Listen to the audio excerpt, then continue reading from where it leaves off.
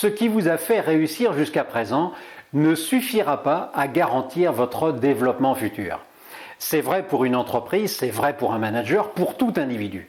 Pour le dire autrement, les qualités qui ont fait votre succès, par exemple vous êtes un gros bosseur, un homme, une femme avec toujours plein de projets en tête, ou encore quelqu'un de particulièrement réfléchi qui a besoin de peser le pour et le contre avant de prendre une décision. Eh bien ces qualités donc ont sans doute atteint leurs limites. Certains signaux doivent vous alerter. Ils sont faibles au début, puis de plus en plus marqués et insistants. Vos collaborateurs, vos collègues voient de moins en moins le côté pile positif de vos qualités, mais de plus en plus le côté négatif. Le risque, c'est d'en faire toujours plus avec vos points forts sans progresser sur vos points faibles. Un peu comme on le ferait en s'appuyant toujours sur la même jambe pour épargner l'autre jambe plus fragile.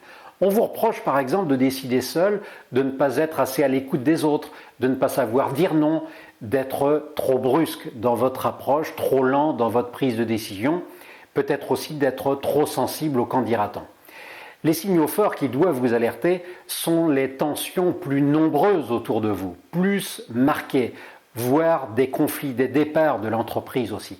Quand le quotidien devient plus difficile, le premier réflexe est de continuer à s'appuyer sur ce que vous savez faire, vos points forts, et d'en faire toujours plus sans se remettre en question et donc sans progresser sur les points faibles que vous connaissez d'ailleurs. Paradoxalement, les qualités qui vous ont fait réussir jusqu'à présent sont sans doute celles qui vont vous ralentir demain.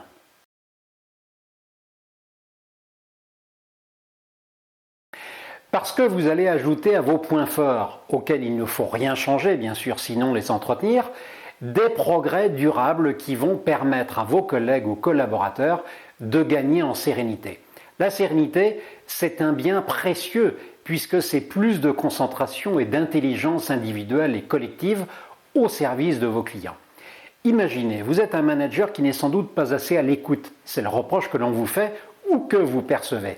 Votre entourage peut traduire ce manque d'écoute par un manque de confiance. En prenant davantage le temps de discuter, de partager, ce qui, je l'imagine, vous agace parce que c'est un effort qui vous coûte, vous fabriquez de l'implication, de la confiance et de la sérénité, donc de la performance. La question qui est posée est donc celle de la flexibilité. Premièrement, comprendre comment je fonctionne. Deuxièmement, accepter ce constat, y compris les progrès que je dois faire. Et troisièmement, m'adapter à des personnes qui ne fonctionnent pas comme moi.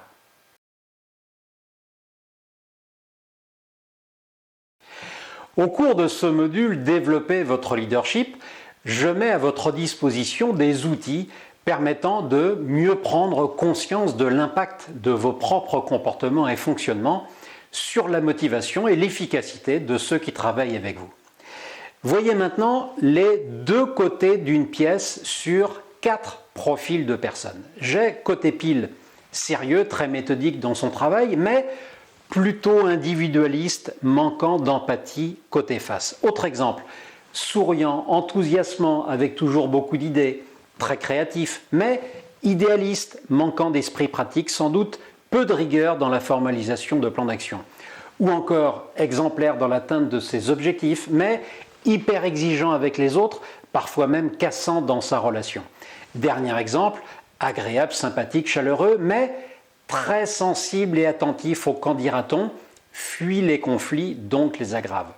Vous le voyez, chaque qualité a son revers, son défaut. Développer votre leadership, c'est un module de 2 jours au cours duquel je vous remettrai votre profil individuel réalisé 2 semaines plus tôt selon un questionnaire en ligne façon 360 degrés. Vous répondez en quelques questions, puis vous sollicitez 6 personnes de votre environnement professionnel. Il est important qu'ils aient sur vous un regard ou un avis lucide. Vous ne connaîtrez pas leurs réponses individuelles. L'algorithme superposera ensuite les images, la vôtre et celle des 6 personnes. Il arrive très fréquemment qu'il y ait un écart. Autrement dit, les autres ne vous voient pas comme vous vous voyez. Nous travaillerons sur comment cet outil peut vous aider à mieux faire accepter certains changements dans votre équipe et puis comment développer votre flexibilité pour mieux collaborer. Vous construirez en sous-groupe votre plan de flexibilité personnelle. Grâce à des études de cas, nous construirons le plan d'action pour améliorer la motivation individuelle ainsi que le fonctionnement de votre équipe avec une meilleure compréhension des schémas de fonctionnement, comme l'explique l'un de mes clients qui a réalisé cette formation pour ses 40 collaborateurs. Il s'appelle Jérôme Bourdet, il est directeur général de Scania IT, il a notamment en charge la maintenance de l'outil informatique de l'usine Scania à Angers. Pourquoi faire IDI? Moi j'y vois 3 raisons. La première, donc, ça aide chacun d'entre nous à bien se connaître, à mieux se connaître en l'occurrence. Ça aide aussi à chacun d'entre nous, en tout cas, à bien connaître ses homologues, ses contacts, ses collaborateurs, ses collègues. Et à la fin du fin, c'est un outil qui permet justement de bien aider dans la relation humaine. En tout cas, on comprend le mécanisme, donc c'est se comprendre soi-même pour comprendre les autres. Ça permet de comprendre à l'avance dans quel contexte tu peux interagir. Ça permet aussi, quand tu es dans une situation difficile, d'influencer ton comportement et influencer ton comportement pour capter en tout cas l'attention et l'intérêt des autres sur une action commune. Et je vous dis donc à très bientôt pour ce module et souvenez-vous, on ne peut modifier que les comportements dont on est conscient.